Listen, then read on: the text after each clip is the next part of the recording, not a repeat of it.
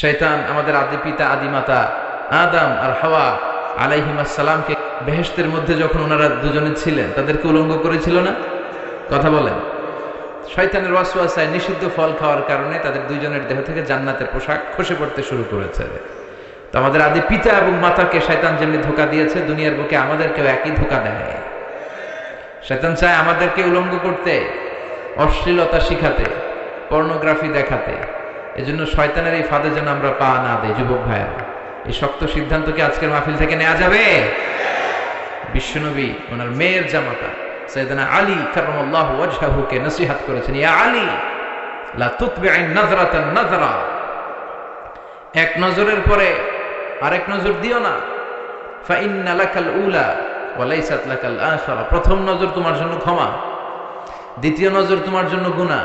রাস্তা দিয়ে হেঁটে যাচ্ছ, একজন বেগানা নারীর দিকে চোখ পড়তেই পারে, চোখ নামাও, ঈমানের স্বাদ পাবে। হালাওয়াতুল ঈমান কাকে বলে এটা তুমি ফিল করবে। চোখ নামাও, lower your gauge, lower your eyesight.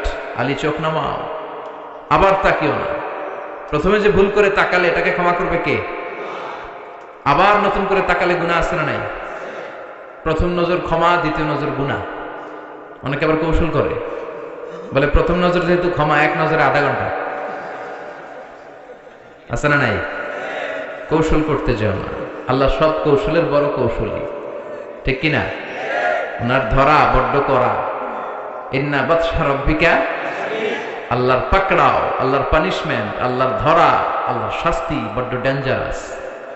তিনি সব সময় ধরে না, ধরলে ছাড়ে না, ধরে ধরে ধরে না, ধরলে আল্লাহ। নমরুদরে ধরে না, ফেরাউনরে ধরে না, আবু জাহেলরে ধরে না, কারুনরে ধরে না, এখনো অনেককে দেখা যাচ্ছে আল্লাহ ধরে না। কিন্তু যখন ধরবে পালাবার জায়গা পাওয়া যাবে না। এটা সুন্নাতুল্লাহি ফিল আরদ, এই জমিনে আল্লাহর সুন্নাত।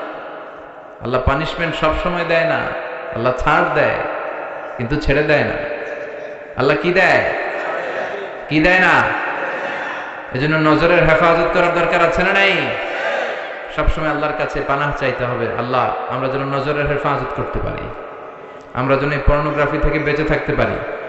এই যে যুবক যারা, তোমরা, তোমাদের অনেক ফাজিলাত। বিশ্বনবী যখন মক্কাতুল মুকাররমাতে দাওয়াত দেওয়া শুরু করেছেন, যুবকরা বিশ্বনবীর দাওয়াতকে বেশি বেশি অ্যাকসেপ্ট করতে শুরু করেছে। ওয়া শাবুন নাশাআ ফি ইবাদাতিল্লাহ, 7 শ্রেণীর ব্যক্তিকে আল্লাহ তাআলা আরশের নিচে ছায়া দিবেন। এক শ্রেণী হচ্ছে যুবক, যে যুবক তার যৌবনে আল্লাহর ইবাদত করে। এই সময়টা অনেক দামি সময়, এজন্য তোমাদেরকে মসজিদে যেতে হবে। এখন মসজিদে গেলে মুরব্বীদেরকে পাওয়া যায়